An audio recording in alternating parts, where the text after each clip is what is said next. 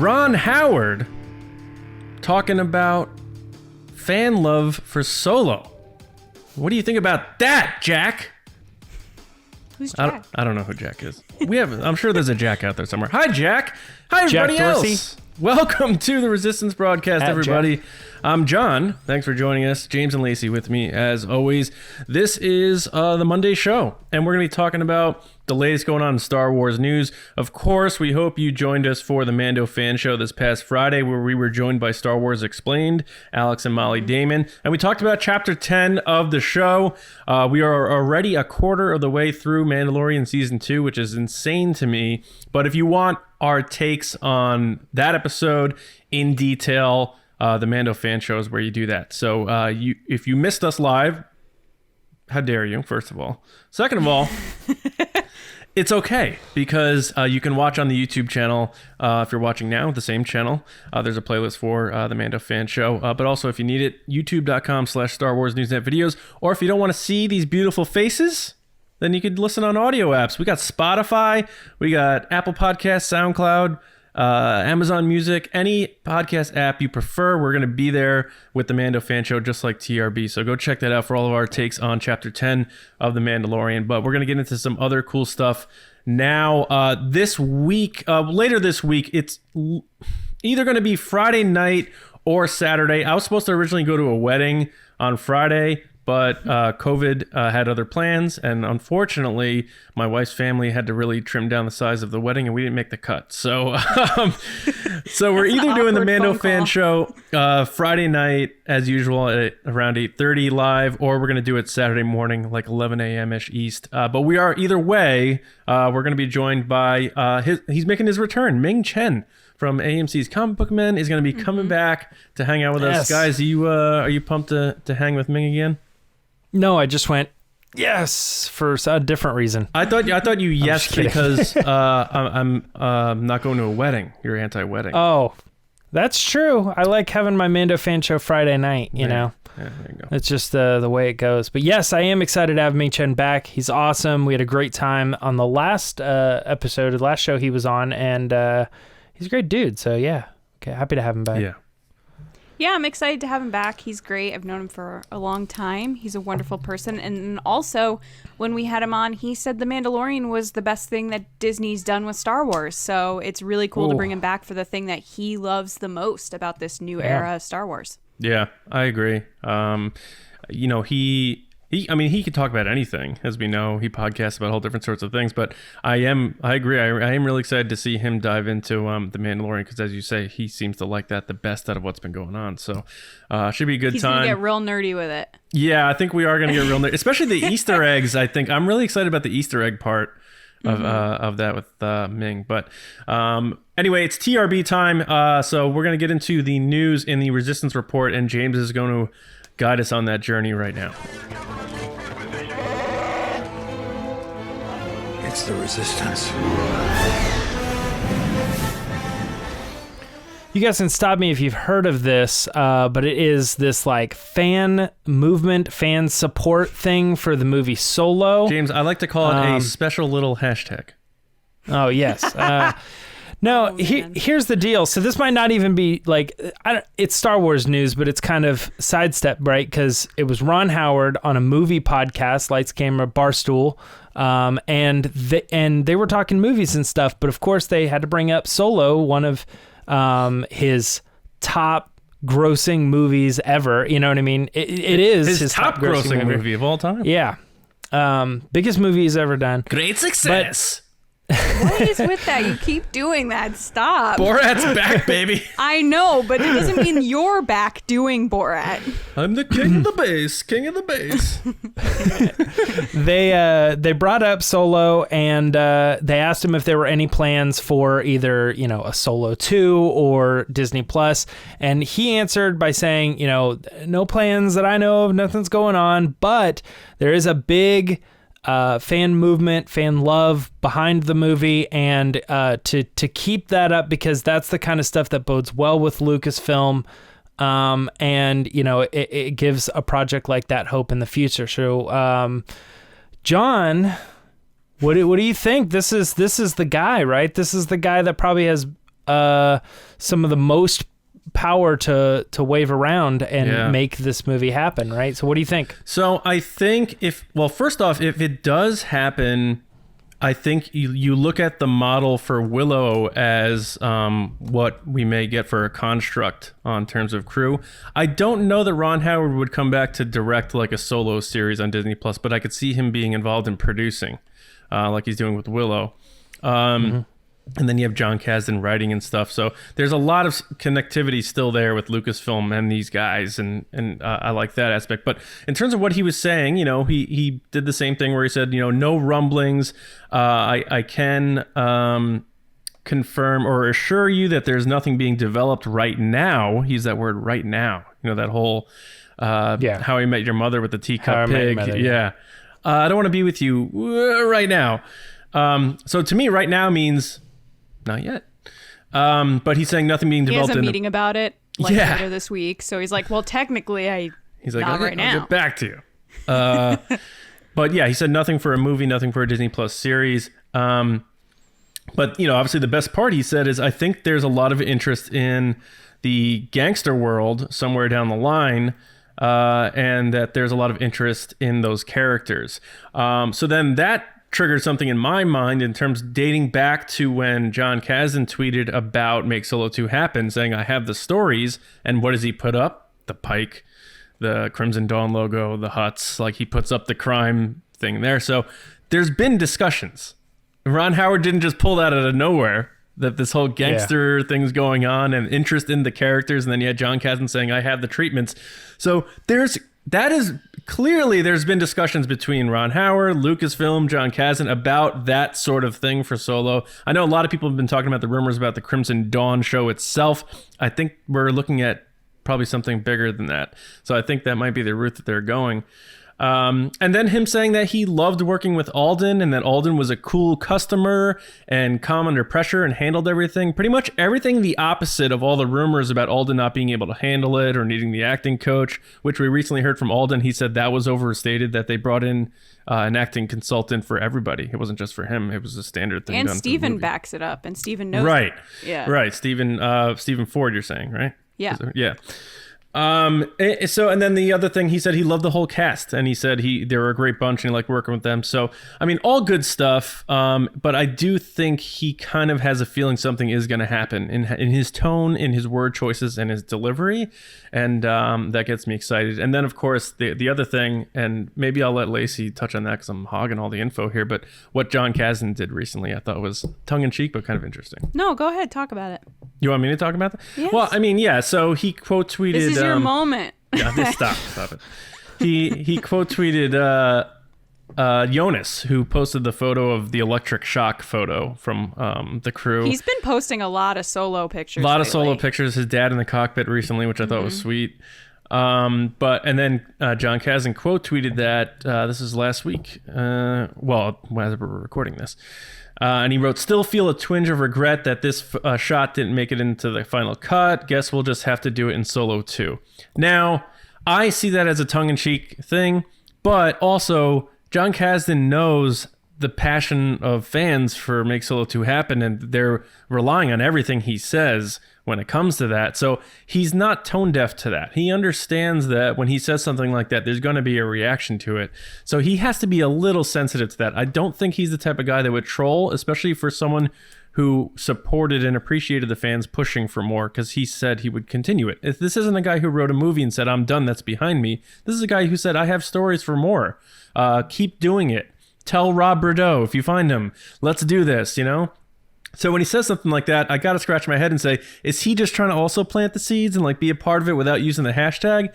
And the optimist in me, that's where I'm resting my head. What do you think, Lacey? I think that conversations have definitely taken place over the past few years, especially since the whole Make Solo 2 Happen campaign has happened, and it's trended worldwide twice on 2 separate days, 2 separate years. It's kind of in their face at this point, and there's definitely conversations that have happened with and without Ron Howard. So I believe Ron Howard when he's saying that nothing's in development, but I have to question also, nothing against Ron Howard, but what else what conversations have taken place that he hasn't been present for. So I can't help but be a little interested to see, yes, he's not aware of anything being in development, but could there be conversations happening already that he just hasn't been brought into yet? But regardless, it's just always fun to see and hear Ron Howard talk about Solo and how much he loved it. And every conversation he's had now in the past few years when Solo gets brought up, because it's kind of like the elephant in the room with him, I guess, with these kind of fan pop culture related podcasts and blogs and stuff, is he talks about how much fans love Solo, and he recognizes that and he understands it and he appreciates it. And that's really nice. It's really cool to see someone that keeps the conversation going on that end of the production. Yeah. Like us as fans, we can talk about it 24/7, but someone that could actually be involved with it to have those conversations is really, really cool and really inspiring, especially with everything going on this year. It's nice to know that like the thing that we love so much and we feel so passionate about is still being talked about. And then, of course, John Kasdan mentioning it in a tweet. Yeah, he didn't use the hashtag, but he still brought up Solo 2 specifically. And like John said, I don't think he said that to troll anybody or to poke fun. I think he genuinely said, like, I've got more plans. Like, let's keep this going because I know people are going to see this tweet. Mm-hmm.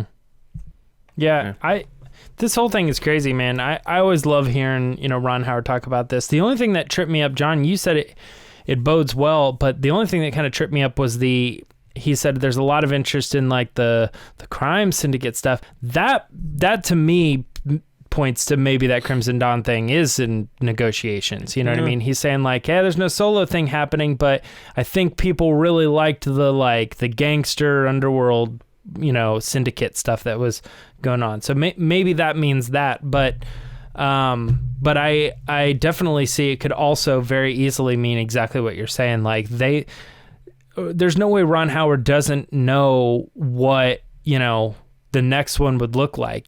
When you're working on a project like that, when you're working on like an album, like a record, you're already thinking like, we'll do that on the next one, not this one, the next one. The next one is always there when you're creative like this, Yeah. Well, so, James, what do you make of that last part of the quote that we didn't touch on? Where he says, it's in a weird way he says it, and I'll just say it and then let you pick back up with it. He goes, sure. But one great thing is there has been a lot of affection shown for Solo. Hashtag make Solo 2 happen. And so, of course, that keeps boding well for them to eventually turn it around. Yeah.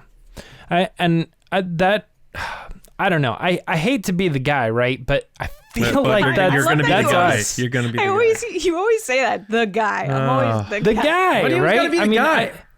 I don't like being like, I never enjoy saying, well, that's clearly about me. You got to get the Rachel Dratch wig and look in the this camera. person is clearly addressing me or something, But I feel like everybody in Lucasfilm has to know that it's trending, and we've helped a lot with getting it in people's faces and coming out a little bit more about how much they enjoyed the movie and stuff like that. So I feel like when somebody says there's been an uprise in being a little bit more open about how much you like the movie and love after post the release of the movie and stuff, that is make Solo 2 happen, and so many other versions of people now that they've seen that spreading their love about the stories and the characters and stuff. So I definitely think that just like we've seen in Star Wars before, or so many other countless franchises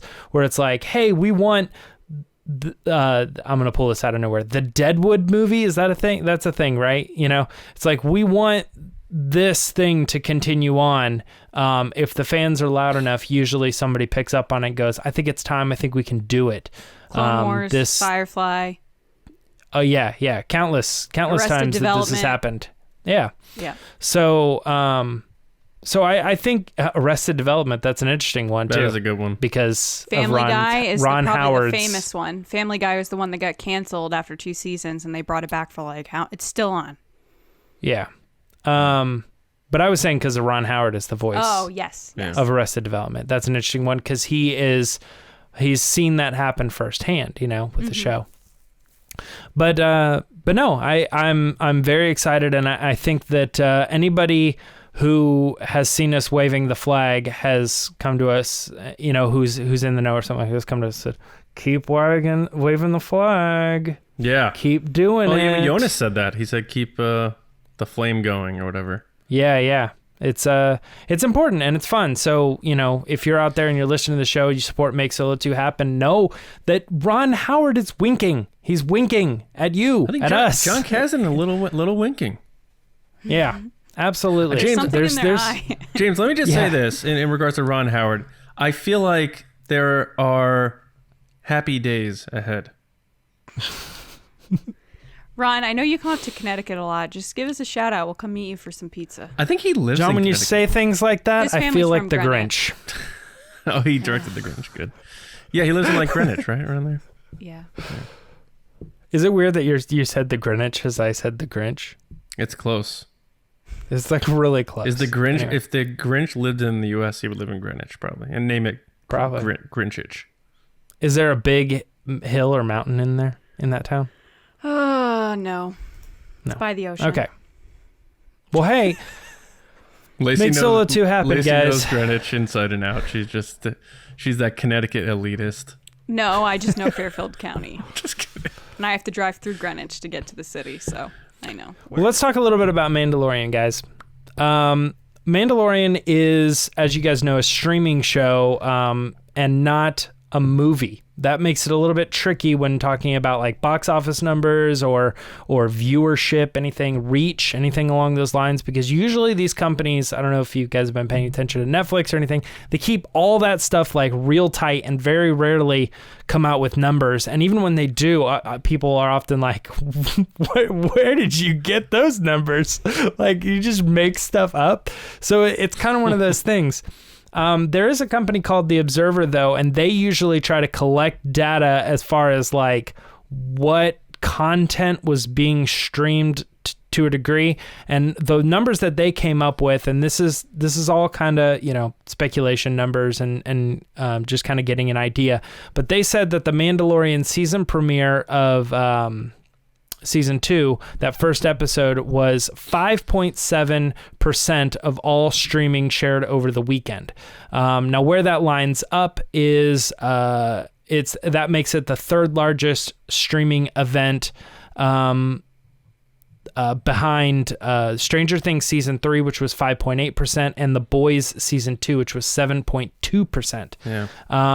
This is also interesting, too, because when the season premiere of the show's premiere, the first episode of season 1, when that launched, they reported 4.4% of the streaming share. So it has gone up a significant amount, 1.4%, and putting it to the top 3. And there's other factors involved too, with like why maybe this episode did so well and why the other episodes that are ahead of it did so well. Let's get into that a little bit. Lacey, what do you think about The Mandalorian potentially being like the third biggest streaming show in history right now? That's not surprising to me because I feel like the past year, The Mandalorian, everyone's been talking about it, and it's not necessarily because of The Mandalorian, it's because of Baby Yoda. Like everybody and anybody knows who Baby Yoda is. To the point that it's that thing that when someone knows you like Star Wars and they don't, they're like, oh, Baby Yoda, right? Like that's the thing that people are now kind of coming to you about, So it doesn't surprise me. It is interesting that I believe The Boys, which I've never seen, which I heard is really good, but The Boys came out last month and it holds the #1 streaming number, right? Place. Yeah. For a premiere. 7.2% of all content streamed the weekend that it came out. Which is interesting to me because I didn't know that many people loved The Boys. I knew people liked it, but I didn't know that many people. I actually just started it. So did I. On episode 3. Yeah. Halfway through episode 1. I heard it's really good. But then the other thing you have to remember is like, so the second place is still Stranger Things. That came out July 4th last year. Yeah. And that's still #2. That is insane. And it was a holiday weekend. during not pandemic lockdown. So Oh, forget what that's like. right? It's crazy that that's such a juggernaut that it doesn't affect anything. But regardless, this doesn't surprise. Sorry, go ahead. Well, I was gonna say, and I was okay. Sorry, I'm a little thrown.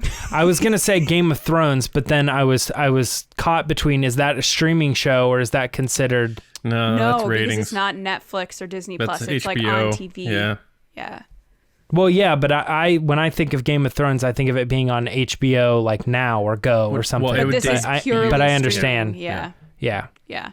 So, again, it doesn't surprise me that the Mandalorian did so well because everybody likes Baby Yoda, and I'm sure tons of people that don't even like Star Wars tuned in just to see what it was about, and everyone was talking about it, and it's one of those FOMO things that you're like, oh, everyone's talking about this. It's only an hour. I'll watch it to see what it's all about.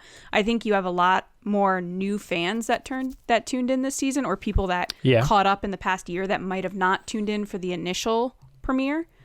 And hey, a lot of people don't have stuff to do, so they have time to tune in right now. Yeah. John, did you see any of the back and forth on why maybe those other shows did well? No. I mean, I do think a part of this that is a plus in The Mandalorian's favor in terms of Disney Plus. There you go. There that is, because there's a plus in the name. Hey, you're welcome. I think the plus for in the plus column for The Mandalorian on this is Disney Plus is still so new compared to Amazon Prime and Netflix. So those subscriber counts for those have been established for a while, especially Netflix. Like Netflix, people already had their Netflix, and it's like the gym membership. Even if you didn't want your Netflix, you're too tired to figure out how to cancel it. It's just How every am I month it's still like, going to the edge? yeah, it's like every month, oh, that's that $9. I got to go cancel that. Then next month, oh, I got to go cancel that. So they're already established there, and then Stranger Things comes out, knocks it out of the park. I get that, right? I'm not sure what the subscriber count is for Amazon Prime, but almost everyone I know has Amazon Prime, and they get that service with that. So those numbers are through the roof too. So, but the other thing to add to that really quick is that both of those shows launched with the full season available. Yes, right. So a lot of the Mandalorian people might be going, I'll wait. Right. Yeah. Yeah. And then binge it. Sure. Whereas this was just there it is, go. Right. And everybody's Stranger going Things. and they're going to get all the spoilers and everything. Yeah. Right. Yeah. So Stranger Things, I remember I watched that in like 2 to 3 days, like nonstop, because I was visiting my sister at the time, because I didn't want to be spoiled. Because that's important. You It had to is. binge it. So Yeah. I was just like, well, here we go. Buckle up. Yeah. And like, I actually still haven't finished the season. it's so good. And I don't know what happens either. that guy dies. It's really sad. Okay. So I think the plus for Mandalorian is that Disney Plus is still very new. It's only a year old, and they've already exceeded their subscriber count. But as that grows, I think you'll see more future shows getting a better share number when Disney Plus firmly more establishes itself with more content, more people get on board. So that's the plus. The downside, to kind of piggyback off of one thing Lacey said, the numbers are bigger, but it's because everyone is in the party now. Europe is able to watch it. Everywhere international is able to watch it. So you're going to get that immediate uptick, whereas the premiere last year, those people didn't get to watch it. So I think that's a big chunk of your difference there. But it seems, I'll call it a push. I'll call it a hold. I think maybe last year, if everyone was watching, we're looking at the 5.7. So I think it's still strong, and you like seeing that. But the thing I think I love the most out of this stream share percentage thing, which I kind of want to learn about, because I was trying to Google, I don't know if you saw my screen get white on my face during the first news story. I was trying to Google what is stream share percentage, and I couldn't find it. But I like the fact that it knocks out the box office argument. Like, this movie is the highest grossing movie of all time. Well, Gone with the Wind, it was a nickel to go see Gone with the Wind, and that was actually the highest grossing, Now it's just the percentage, and it's like, that percentage will never change. There's no inflation with the percentage. It's not a dollar amount. So you could always pinpoint The Mandalorian was 5.7. In 10 years from now, when they have another series and they're like, yep, this show debuted at 5.2. Well, it wasn't as good as The Mandalorian. There's no inflation dollars and the stuff. It's just way more direct, and I like that. But overall, I mean, it's good stuff. People are watching The Mandalorian, and I think those are the concrete reasons as to why that number is the way it is. But I'm sure people in the comments, maybe some people out there know a little bit more about the metrics on that. But I do like that there are those sites now that kind of lay it out for you, because I agree with you, James. It kind of is one of those things where you're like, how do we know if this is successful as the public? And it's good that it's there. And even then, I mean, you can still see like movie numbers and stuff, but it's really hard to tell what people consider a success anyway, you know, like budget, but then they don't, some places don't post their budget. Some places don't put, obviously most places don't put their marketing and how much was put into it and all this other stuff. So like we sit there and we go, Solo was a success, and other people are like, no, it clearly wasn't. It was a bomb. And it's like, that stuff is even though there's a lot more information there, it's still like kind of lost in the mix. So I don't know. This is kind of interesting that somebody is able to pull that information out of it or not. We just don't know exactly how many plays. Now, really quick, this article does go into speculation on how much, potential money that could have been had this been a movie or had this been in theaters and stuff. And it started to get into that, but it was very clear. They're like, look, this is not official. We're just trying to come up with something that just kind of gives you a general idea. The average maybe household has 4 people watching, and they got to do all that algorithm type stuff, I'm guessing. I'll use a sports analogy, a ballpark. Yeah, a ballpark. All right, I missed those. So there's that. Yeah, I missed those. Yeah. I like that. I bet you if they made a Solo series and you know that the first episode is Han and Chewie going to Jabba's palace, 6.0, baby. 6.0. You still don't think it's going to beat The Boys? Yeah. Right through the roof, baby. Wait, so it's not beating The Boys? What was The Boys? Like a 7.2. Yeah, 7.2. No, won't beat The Boys. It'll beat Mando, though.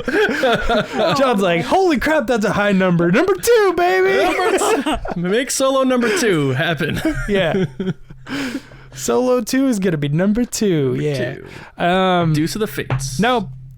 Yeah, but it's it's fun to speculate, and hopefully, I don't know, maybe one day these streaming services will, I mean, it's not going to happen, but maybe one day somebody will come along and say, you have to release this. We need to have a standard for how this stuff is looked at as far as competition between companies and stuff. I don't actually ever know why movies had to release their numbers in the first place. The movie or the music industry is based on the number of albums sold. Yeah. But that stuff's private, and it's very hard to get a hold of that information. Books are hard too. I was gonna say, I wish they had I wish there was info on Disney Lucasfilm book sales. Yeah. But the thing is like I've never quite understood why movies were so straightforward with like, oh, cost $300 million to make and we only made $400 million back or whatever, like, especially when movies are like big actual bombs. Like we spent, $20 million on this and it grossed like $1 million the first day. It's like, that's a big loss, buddy. Right. But it's like they have to report it for some reason. And I don't know why that is. If you guys know, send me a link or some sort of history lesson on that. But they're like Netflix. What's the number? Netflix is like 5. They're like 5 what? They're like 5. Yeah. No, they go 5, and then people are like, they're like, that seems really extraordinarily low. Are you sure it's 5? And they're like, 5 trillion? Like 5 out of like, 6. What's the number? Nah, no, we're not gonna tell you that. It's like that's like that. That's the thing about the Netflix numbers is they always are like way high. Right. Mm-hmm. Like what? You're like, man, that burger was like a 5. I'm like, a 5? Like, out of 6. Like you just make up the other end numbers to make it better. Yeah, I got you. It's 5. Yeah, 5 on the burger scale. Right. Who made that? I did. A 5 out of 5 burgers. I mean, we made a scale based on Pedro Pascal's face Yeah, It's true. on the Mando fan. which is more Very accurate legitimate. than the decimal system. Yeah.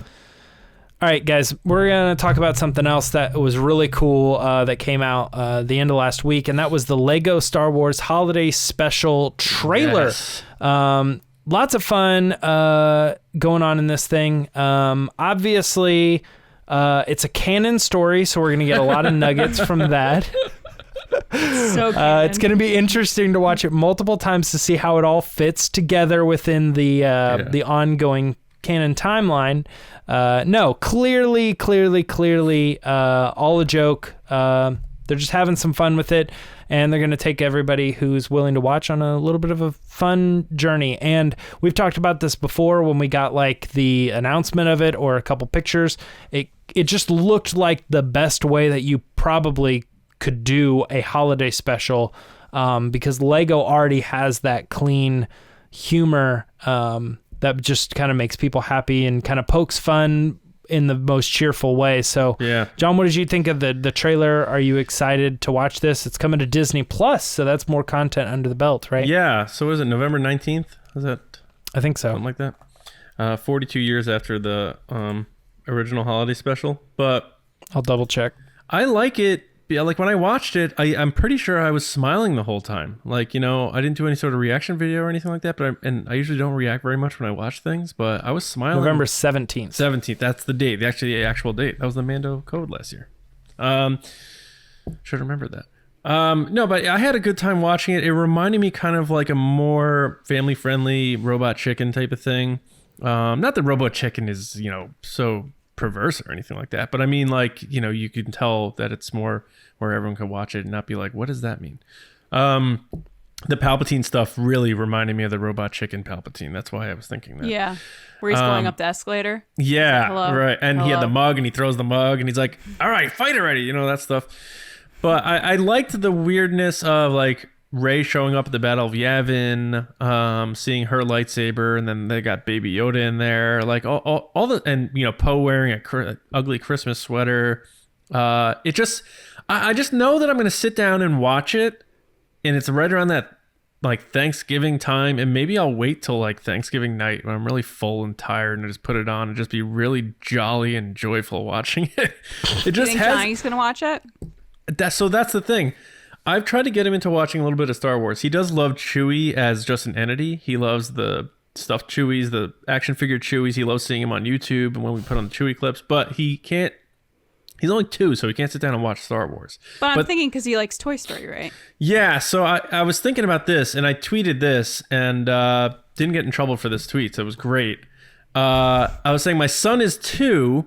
He can't really get into Star Wars, but this thing seems, it's so visually vibrant, and the color palette is very rich. I could see him kind of focusing on it and really like getting into the visuals of it, and maybe even the music and the sounds and stuff. So I'm interested to at least give it a test run and see what he thinks about it. But it just gave me a good feeling.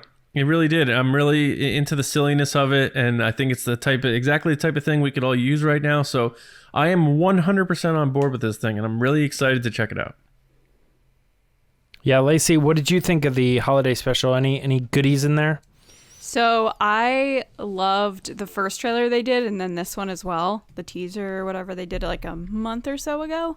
I know, like, I feel like a month and a half ago when we first talked about this, I was like, ugh, time travel. It sounds so terrible, because that's like my one thing in Star Wars that I never want to see is time travel. I think this is the only exception that I'm like, okay, this is pretty funny. And I laughed multiple times while watching this trailer. I laughed when, you know, like John said, he got the mug that was like world's best emperor or whatever. And he's like, oh, whatever. And then, of course, Kylo Ren having no shirt on is really funny because it kind of pokes fun at that whole thing being like, put your clothes on. And then the binary sons thing at the end really got me, where Darth Vader's like, my son. Oh my, the binary sons. And then Rey's face of like, oh. It just, like John said, it seems really fun. I think it's something that every Star Wars fan needs right now, that they can just feel like a kid again for a little bit with everything happening this year. And I'm excited to laugh. I love to laugh and have a good time like everyone else. And I think this is something that's going to have me laughing a lot, which I appreciate. Also, the one clip with Lando at the beginning where he's like, please be a cape, please be a cape, please be a cape. And it's Billy D's They did voice. do the tired joke though Yes. of "It's a wrap." I was like, yeah. Remember that come used to be on. our way back in the day. That Yes. used to be our show outro. Yeah. Oh, I hate well, that. We made this like group decision that we were going to try to come up with a different one like every time. And from the very first time, I was like, that's not going to work, guys. You're going to run out of them like real fast. Yeah. And then it was only like, I don't know, 20 episodes or something. We're like, let's go. We even I had did like the guests two do them. solos at the end too. The two solos. At Oh, yeah, yeah. Old solo, young You solo. want to shoot first? Yeah. You want to shoot first or should I? Yeah. It's good. Solos? Yeah. Yeah. That was cool. Was it? It's Greedo. No, I'm trying to think of something. Something I saw or something I said on Reddit or something, and it was like there was two solos right next to each other, and I said, Disney make Solo 2 happen, and they go like this, and I'm like, no. They're like, they point. They're like, huh? yeah. No. But no, I really did love this. I'm with John on the fact that I'm pretty sure I was smiling the whole time. The Lego stuff has always been really good to a lot of people. I don't think there are very many people that say like these are dumb or they're for kids, because I think they generally cross over into that type of humor that really gets to everybody. So even if you're an adult, you can play the Lego games and be like, oh, that's a funny kind of bit or version or a take on this story that I know and love pretty well. There was it was the Rey thing. Yeah, I felt like, first of all, the voices are really good. Now, some of them are I thought so, obviously yeah. people returning, but when it came to like the people who are not, but are still like main characters in this, I was like, man, that sounds like Oscar Isaac. I was like, man, that sounds like Daisy Ridley. Yeah. And they captured a certain thing of hers too, where she tends to like, I always think she like sees something and says it and then gets really excited about the other thing. And it's like if she's like going through the closet and she says like sleeping bags, we should have a sleepover. Like she like sees it and then like moves to the next step. And I feel like this was the capture too, because she's here, like she's like, oh, it's like a time portal. Oh, I could go back and see Master Luke, and then Yeah. she's like going through and I feel like if this was live action, that I could see the actress Daisy Ridley as Rey doing exactly that and being like, this could mean this could mean this, I have to do it, I'm going to go, I'm going to do this. And I loved seeing imagining all of the situations that would happen if these things actually came to be, you know what I mean? Like Darth Vader and Rey on Tatooine with Luke standing there, it's just, I loved it, man. I'm My actually son. really excited about it. Yeah. I mean, I kind of like that. It's pretty good, yeah. And she pops into like Luke like right before he's about to shoot Yeah, down she's like on his the lap. Death Star. Yeah. Yeah. You know what's funny about that scene too? The second time I watched it, I didn't notice the first time, but the second time I watched it, I was like, why? That doesn't make sense. BB-8 is not in the cockpit. He would be on the outside. I was like, oh, wait a second. What am I thinking? Yeah. He traveled with Rey. And that's how they also, ended up none in of the it cockpit. matters. No, I know. And none of it matters because it's all made up. And Like I almost the wish Emperor... Matt Martin was still on Twitter right now. So like when idiots ask him questions about this, he can just be like, no. Or when they ask him questions about other things, he can just say, refer to the holiday special. Yes. Yeah. Holiday special As is the evidence. top tier of canon. Yeah. Yeah, or just as evidence of like, try not to make this thing matter because you can look at this other thing and just know that obviously not all of it matters as much as... I mean, it truly is crazy, and I don't want to get too into it, but how just angry some people are about this stuff. Like I saw someone, and I thought it was a joke, complaining that Rey was going toe-to-toe with Darth Vader or something. And I'm like, you can't even... how do you even acknowledge anything remotely like that when you watch that trailer and be like, how can anyone take it that seriously or seriously at all, you know? So silly. I don't know. Silly. Got a couple other things to talk about really quick. I'm just going to kind of fly through these, but if you guys want to, John, Lacey, if you want to say something, pop in and get your word in. But EA is currently developing a new Star Wars game. We know that because, well, gosh darn it, they said so. They put out a job listing that said, we're looking for people to come and work on this Star Wars game and also this other game too. And so that pretty much confirms that they are moving forward with the next project. There is also another thing too from that. This was kind of recently, but Respawn also said that they were going to be working on something, and they're the company that was behind Jedi Fallen Order. So that kind of bodes well. And all of this being for Jedi Fallen Order, which I just got, by the way. You know. So now I have PS4, Squadrons, and Fallen Order, and wow, my PS4 is in its box right behind my couch over there. I just had to I had to find the time to hook it up and play, but I have that game, so I'm excited to. If you can't find the time to hook that up, I don't know what you're gonna do, like sitting around trying to get through like all these different worlds and stuff. But you got to find the time, man. It's good stuff. Yeah. All that being said too, EA recently said that they love their relationship with Disney and that they are planning on doubling down on the franchise. And so that just potentially means more Star Wars games coming from, coming for us, I should say. Yeah, coming from EA, they're the exclusive, so that's obvious. But more games coming to us. Next up, though, the last thing here for the Resistance Report is we're going to talk a little bit about the HasLab Razor Crest. It's been ongoing. They reached a new level. So that just means that they're adding more goals. This thing is going to be wild. They recently painted the whole thing. Yeah, it's nuts. I'm very excited about. It ends today. Yeah. Okay. So today is in like Monday. The 9th. Gotcha. Yep. And What does that? What does that mean? It ends today. What does that mean? It's the last chance you can back it.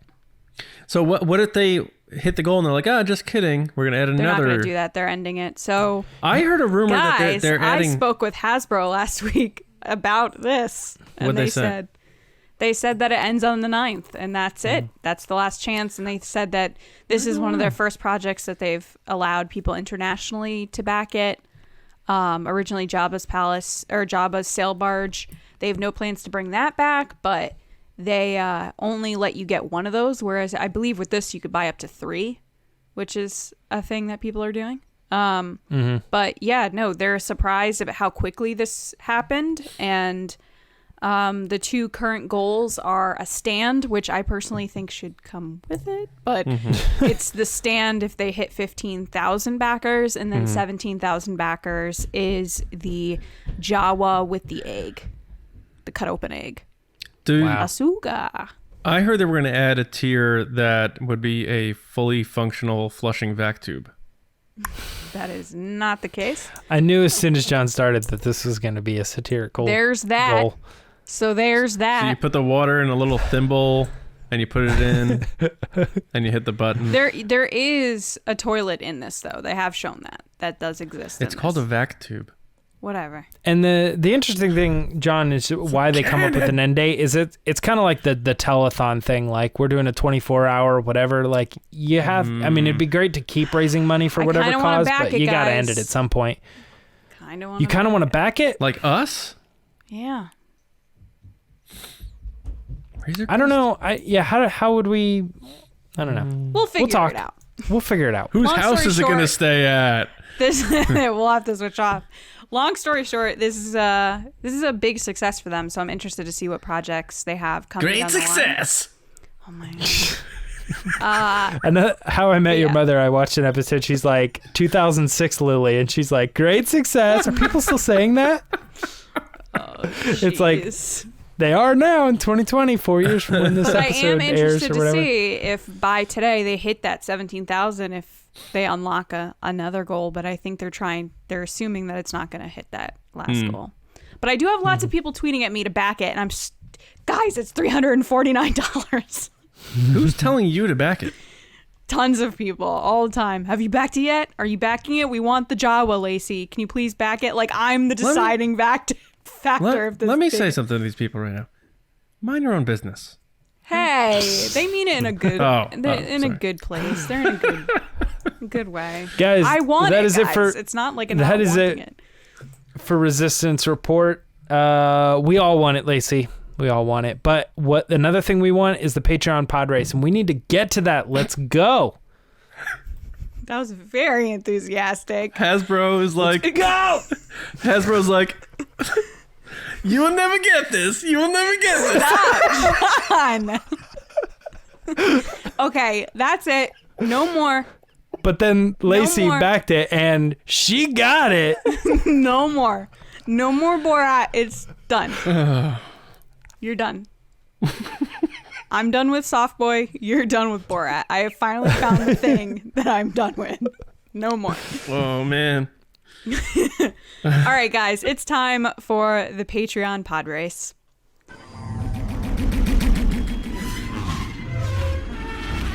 So, as you guys know, there's lots of ways you can support us besides sending me a Razor Crest P.O. box. No, I'm just joking. No, but really. You can follow us on Twitter at RBATSWNN. You can follow us on Instagram at The Resistance Broadcast. You can like, comment, and subscribe this video. Turn on your little bell for notifications because some people don't realize we have new videos coming out, and that's how you know. It sends a notification to your phone. It's really convenient. You can also subscribe on Spotify, Apple Podcasts, etc. So that being said, Spotify's so good. I'm sorry. I had to say that. honestly, side note, and I'm not being paid at all by Spotify. I wish I was. It is the one subscription that I use more than anything else. Like, Yeah. It is the best thing I've ever done. I say that because a bunch of people randomly had messaged us saying, hey, I found you guys through Spotify. So, so thanks, Spotify. Maybe I should make a playlist for you guys to listen to at home of like what Lacey listens to on a day. Yeah. What's her life like? We'll see how that goes. We could do that. We could all do that, actually. Yes. So, that being said, I love how John's like, I'm not listening to anything Lacey listens to. If you want more of us, like this stuff right now, if you want more of that, you can head over to patreon.com/resistance broadcast. It supports the pod starting at $2 a month. Going up the tiers, you get more access. 8+ mini episodes a month. It's definitely plus. We do tons of stuff every week, Yeah. from polls and all this other things. We have Discord servers, mailings. Yeah, lots of stuff. So that being said, our top tier, our generals, get to be a part of the show, and this is their chance. So first, I want to say thank you to those generals. So thank you, Carmelo, Andrew Staley, Jeremy Miles, and oh my God. Him of all people? My tongue. So guys, my brain works faster than my mouth does. This is the thing. Jeremy Myers, Neil Shaw, David Probus, John Reese, Micah Harrison, Jetta Rosewater, Michael Gaines, Bethany, Russ Harbison, and Kendall Gellner. And surprisingly, and this is probably why it happened, this week's Patreon pod race is from Jeremy. Jeremy Hey. Myers. What up? I said that because my tongue is dumb. All right. So we You're asked him a like question. Jar Jar when he gets his mouth caught in the pod. Blah, blah, racer. blah. Yeah. My tongue is stuck. That was really good. All right. So the question this week, which he gets to answer, and then we respond, is if you could ask George Lucas one question about Star Wars, what would you ask him? Jeremy, take it away. Hey, what's up, guys? So I think my main question I'd like to ask is, where do you get those flannels? Because they're amazing and I want them. But no, just kidding. Me being an entrepreneur and having like interests in kind of running my own business and working for myself, I guess I would want to know like what made him go all in on something he was passionate about and believed in. So he was a filmmaker and he could make movies, but he knew he had something with Star Wars. He believed in it and saw the big vision of where it could go, and not a lot of people believed him or believed in him. So, you know, like, how did he determine that he was going to go all in and make this project work? And then after the first one, going, you know, again, then all in on Empire Strikes Back. So, you know, as a creative mind, why did he believe so hard in it? So, all right, guys. Hope you're all well. Talk to you guys later. Bye. All right, Jeremy, great job. Thanks for doing this on the run. I know you're kind of crazy right now, but I appreciate you taking the time. So, John, what did you think of his answer? Let James go first. He's so excited about his outfit. Oh. George Can you stop petting Lucas yourself? shops It's weird. at the same store I do, apparently. James is Go ahead, ahead, loving himself right now. No, I thought it was funny that like randomly I chose to wear flannel, and then Jeremy sends over the pod race and he's like, I'd ask him where he got that flannel.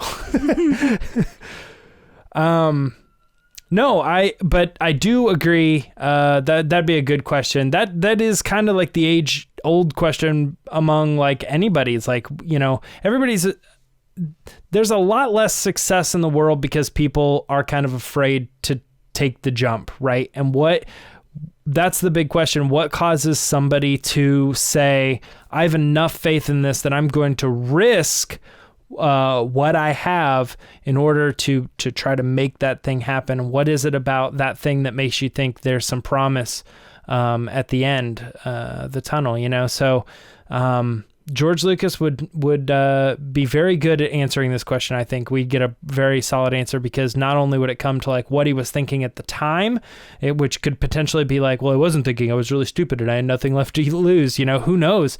But you would also get this really thought out, wise answer over all the years of what continues to be the thing that pushes him towards that stuff, because we definitely know that he put a lot of his own money into like the prequels, you know what I mean?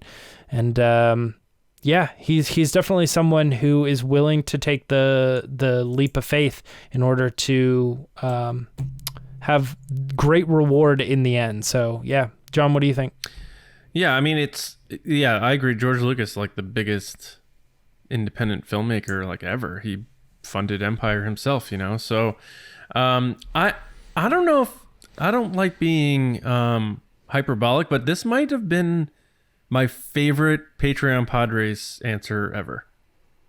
And we've had a lot of them, and that doesn't mean, you know, that's not a shot at anyone else, but something about how Jeremy answered this, because it's personal for you, Jeremy, that you are an entrepreneur yourself and you have drive and you want to learn from someone like George Lucas, who did it almost better than anybody. That really hit something with me. So I love that you went that route to ask him something. You could have went in story or been silly and been like, why'd you do the Greedo thing? And, you know, that's been beaten like a dead horse. But I really liked how you positioned that. And I would love to hear him talk more about that. So I think that was just a great answer. So Jeremy, thanks, man. Fantastic job. And thanks for the continued support and being such an awesome Star Wars fan and a supporter of what we got going on, man. Thank you. Yeah, I agree with John. I think that this was one of my favorite answers also since we've been doing this, because I myself am very driven, and I kind of get super passionate about things. That's why we're doing this podcast right now. So the idea that to ask someone like George Lucas what drives him, what made him take the chance, is something right now I think I'm feeling harder than ever, in the sense of this year there a lot of crazy stuff has happened, and it's got me thinking of like, okay, what are my next steps in life? Like, what do I want to do next? And it's got that kind of cliff where you're like, okay, do I jump? Do I do more of the creative stuff? Do I take the risk? Do I take the chance? So I would actually really benefit from this answer from George Lucas. So I would love to know what he thinks, George, if you're watching. But yeah, no, I really like this answer. And again, I appreciate you taking the time to not only support us, but to take time out of your day to answer this question, because it's a fun question. So thank you so much. And now we're going to hear from more people of the community with Ask the Resistance. I've been wondering, what are midichlorians? All right, the first question, Lacey, this one's going to go to you. Chris White is back, and he is here at C White Picks. And he says, will Fennec Shand, who I still don't think is dead. So I think, James, that aligns with what you... Oh, that's against what you've been saying. That's against what dead. I've been saying. Yeah. Yeah. He agrees. Yeah. Will Fennec join Boba Fett to track down Din and the child? Hey, Chris, welcome back. Nice to see you in the Ask the Resistance again. That's awesome. Will, I believe he has a really cool picture of him in Galaxy's Edge too, which makes me really jealous every time I see it. So you're welcome, Chris, in the nicest way. I'm never gonna go. Ever.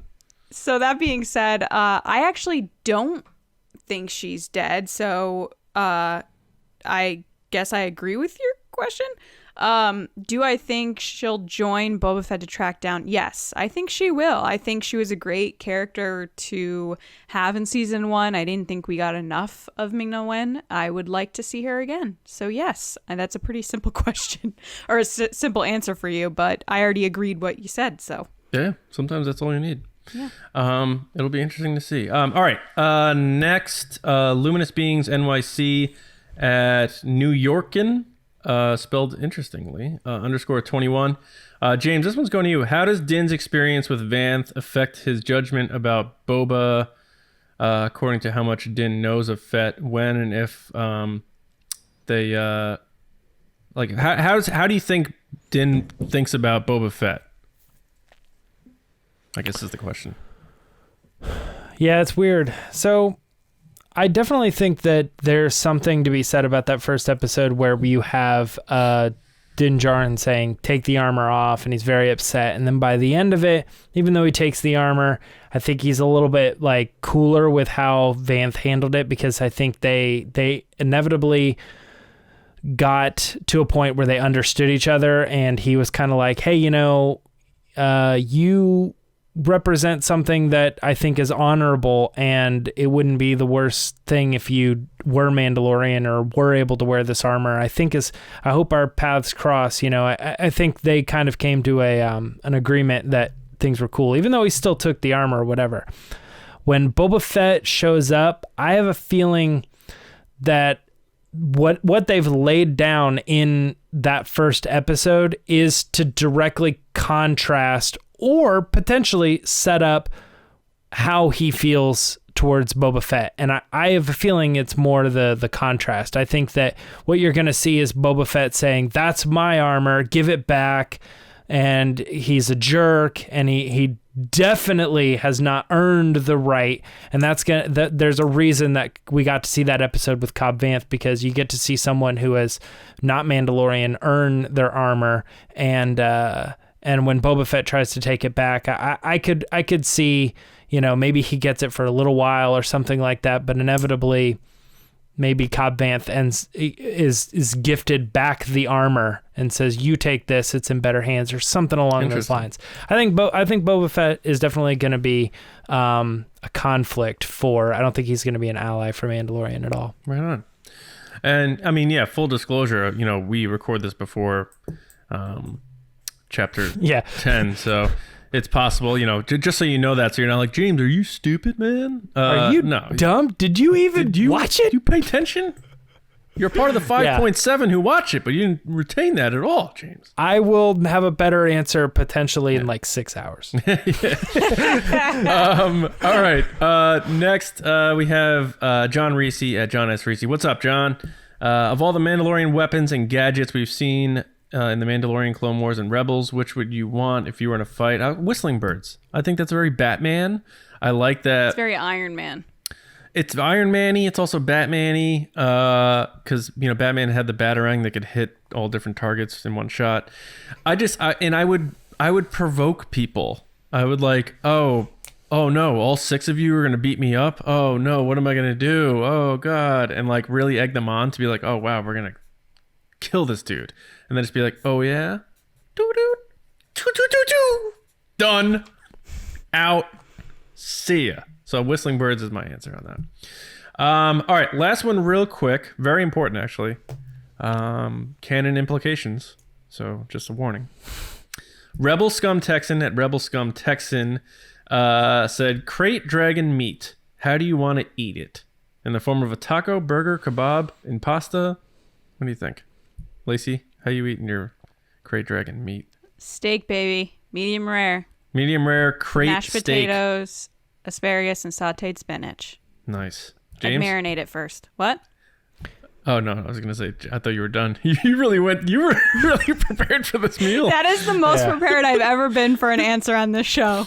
Have you was ever so Loves her fast. steak. have you ever ate crate?